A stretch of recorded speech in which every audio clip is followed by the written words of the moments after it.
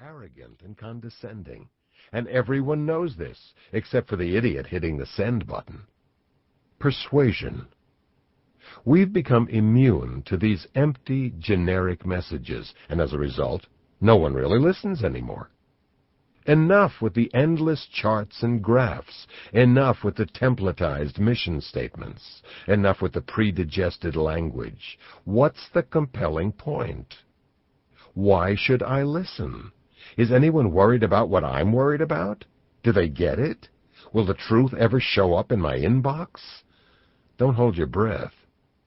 This is troubling, because almost any time we need to deliver a message at work, it's because we want to persuade someone to think or do something. We persuade people to hire us. Then we persuade them to approve our budgets, sponsor our projects, or buy what we're selling. If we're lucky, we'll also persuade people to do their assigned tasks and persuade others to promote us. When everyone tunes out, this persuasion doesn't happen. Persuasion is so important. One 1995 study by Donald McCloskey concluded that 1/4 of the gross domestic product is linked to persuasion. So here's what you need to know. You have a huge opportunity to become more persuasive, to be that one infectious human voice, the one that's authentic and original and makes people want to listen. In a world of business idiots who can't make anyone care, this is your golden opportunity. How can we have such confidence in you, having only met you a page ago? Well, we can't. You may be the poster child for mediocrity when it comes to writing or giving presentations. Or you may run the Microsoft Grammar Checker in Word and think, this is brilliant, an incredible gift. I should accept every suggestion. But we're betting that you're like us. We're betting that you want to be heard. Origins of the bull species. So how did it get this bad? There are many reasons, all of which ensure that nobody makes any real promises or delivers any real meaning. The tide of political correctness has stranded us so that business idiots can't speak frankly about anything. Fear of liability or even responsibility rules the day, and attorneys shape every document into a promise-free blob of text that deliberately says nothing. And then there are business schools, consultants, and gurus, all of whom make a living repackaging old concepts as something new. Beyond that, there's technology, which makes it all too convenient to automate the one part of business that should never be outsourced, our voice. Whether it's using someone else's jargon, a generic template, or even a speechwriter, too many business people give away their biggest chip in the influence game without a thought. The temptation is everywhere. We now have the option of deleting our personality from what we say and write. Your own fuzzbuster. Navigating our way through business communications is like driving on a Georgia highway. There are traps everywhere. What we need is our own business fuzzbuster. If you want to connect with an audience, the traps are a roadmap to being heard. If you know them, you can avoid them. At their root, the traps are about obscurity, anonymity, the hard sell, and tedium. The obscurity trap. This is just the kind of synergistic, customer-centric, upsell-driven, churn-reducing, outside-the-box, customizable, strategically tactical, best-of-breed, seamlessly integrated, multi-channel thought leadership that will help our clients track to true north. Let's fly this up the flagpole and see where the pushback is. These are the empty calories of business communication. And unfortunately, they're the rule. The obscurity trap catches idiots desperate to sound smart or prove their purpose and lures them with message killers like jargon, long-windedness, acronyms, and evasiveness. The ones who escape do so through plain language and candor. The anonymity trap. Businesses love clones.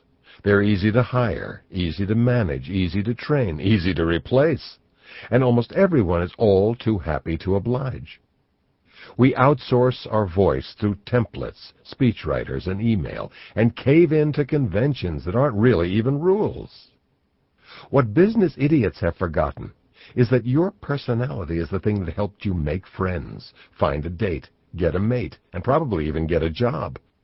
It may take some work to create an original message, to make people smile, or to stop running your office life through your email inbox. But if you want to escape the anonymity trap, that's where you have to start. The hard sell trap. Legions of business people fall prey to the hard sell trap. We overpromise. We accentuate the positive and pretend the negative doesn't exist, not because we received our business training on used car lots, but because we're human and we like to be optimistic. The result is that we do too much hard selling. This may work for those pushing abdominizers on late-night television, hoping to sway a few clueless, lonely, or drunken souls. But it's dead wrong for persuading sober business people to listen. At the end of the day, people hate to be sold to, but they love to buy. With access to loads of information and instant communication, people today question everything. They know the hard sell, and, with trust in business at an all-time low, even the slightest whiff of it sends people running for the exits. The tedium trap. Everyone you work with thinks about sex, tells stories, gets caught up in life's amazing details, and judges others by the way they look and act. We live to be entertained.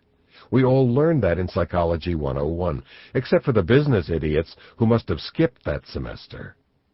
They tattoo their long, executive-sounding titles on their foreheads, dump prepackaged numbers on their audience, and virtually guarantee that we want nothing to do with them. Death by generalization replaces those spontaneous, personal, and compelling details. But if you have a good working knowledge of storytelling, conversation, procreation, and recreation, you can escape the tedium trap. Your huge opportunity. Great business leaders live life outside the four traps. Honest language, the hard truth, a passion for what they're doing. A personality that shows up at the office 5, 6, or 7 days a week. We recognize these people, and we love to hear from them. Jack Welch, Warren Buffett, and Jeff Bezos have all found ways to make straight talk a hallmark of their companies, and any of them can fill an auditorium at will. Yeah, the CEO at our company knows widgets and gives speeches, but Virgin CEO Richard Branson is the business equivalent of a rock star. Jeff Bezos built Amazon.com from a wobbly internet startup to a viable business, and took a lot of punches from a cynical press. But every time we heard from him during those tough years, it was like listening to a boy who had just unwrapped a mountain of presents on Christmas morning. Bad earnings news was everywhere during the startup years, and Bezos owned up to every bit of it. No jargon, no excuses, no bull. Just a lot of zeal and a lot of personality at the office. Entire careers can be built on straight talk, precisely because it is so rare. This goes well beyond grammatical rules or fashionable expressions. It requires honesty, humanity, and confidence from business people. Anyone can put together a presentation that describes the extensible synergies derived from repurposing intellectual assets. It takes more work to express the idea. No, we don't know what it is. In plain English. We're not recommending that you go back to Rhetoric 101, and don't get the impression that this book was written by a bunch of grammar geeks waiting to spank you for using a gerund. Unless you're into that. Gerunds, we mean. This book is about being yourself, reclaiming your voice, and letting some personality, warmth, and humor into your work life. The payoff for this is huge, mostly because so few people are trying. The messages around you are so bad, you'll be surprised how far a little straight talk, humor, and storytelling will take.